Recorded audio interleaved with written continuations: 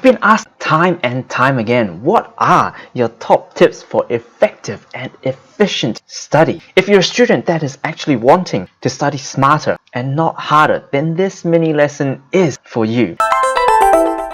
Hey everybody, it's Dr. Hugo here. Hope everyone is having a very good day. So today we're going to dive right into this topic of my top tip to effective and efficient study. So if I had to go through all the tips that I have, I'll be going here on and on and on, days on end, like I have inside my Study Smarter Academy course. So if I had to condense just the two most important points that you have to take away from today, it would be these two. So the first concept that I really want you to get from this mini lesson is the concept of working hard versus working efficient. So there are many students that I've worked with inside my medical school or inside pharmacy or even in high school. That was me. I was working really hard per se, but not getting a lot of results. Back in high school, I was a CDE student, and then in medicine and in pharmacy, I graduated top 10%, but I was working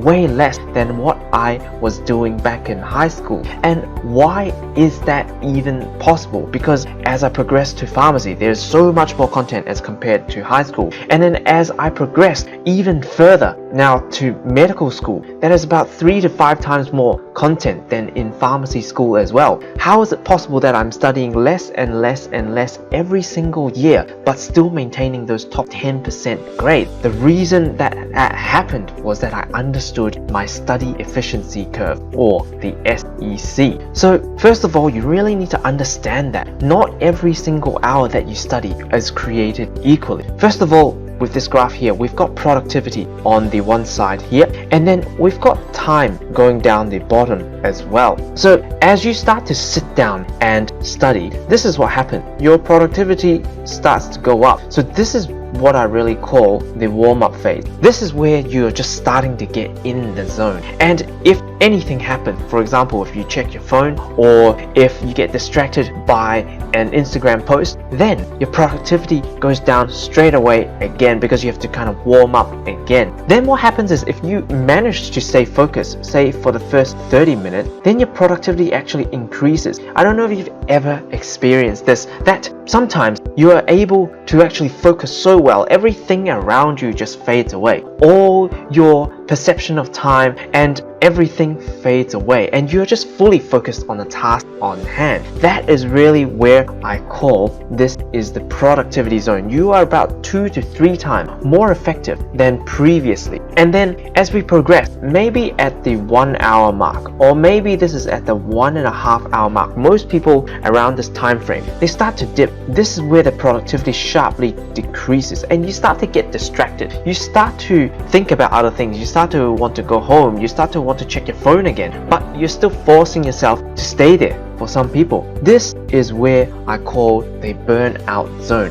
where you can be staying there for hours on end, but you're not very productive at all. So this is what typically happens when a student is actually studying hard but not effectively. So they will warm up, or maybe they get distracted, so they come back and forth in this zone anyways. So they never reach really their productivity zone, even if they do. So if you're not that distracted student, if you do actually reach your productivity zone, then maybe after that 1 to 1.5 hours into your study session, this is what happens. Your productivity starts to decrease, and actually what happens is that you are in your burnout phase. But say for the crammers that actually study just 1 to 2 days before the exam, this is what happens. They infinitely just extend this burnout zone, and they are constantly in this really unproductive zone as compared to the regular studiers, where they're able to fit in way more of these productivity zone into their study team. So this is why sometimes a lot of these crammers don't do really well, and particularly when they are actually in university or they are actually doing higher level degrees as well, because there's so much content, and a lot of these people can be working very hard but they're not yielding results. result. They might be studying the same hours, but they're not yielding the same result. It's because they don't understand that they are trapped in this burnout zone. So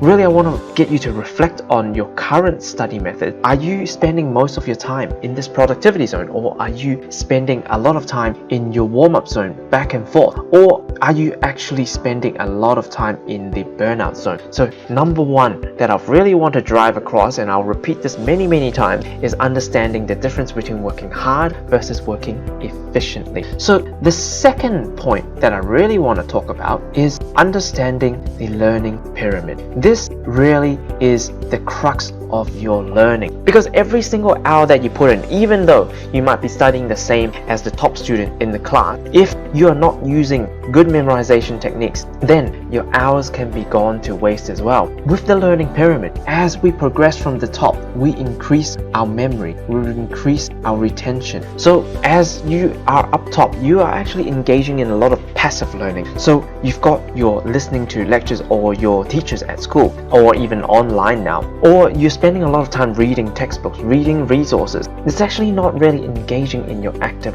brain. When we talk about the exams, it's actually trying to test your ability to recall information, to put that on a piece of exam paper to get marks. That is literally an exam. But if you're not able to recall information from your brain and actually transfer that knowledge, then you're not likely to do well in that exam. And so if you continue to engage in just passive learning, passively listening to lectures, passively listening to your teachers and reading materials and reading notes over and over again and rote learning, that, my friend, you are probably going to be wasting a lot of effective hours. You will be studying 2 to 3 to 5 times more than the person who is actually doing effective study, where they're participating in discussions because that spark concepts that you have to kind of draw together, or they actually practice doing, and even better, by teaching other people as well. It doesn't have to be physically teaching another person. You can be trying to teach yourself as if you haven't learned this before, or what I call the 5-10-15 method, where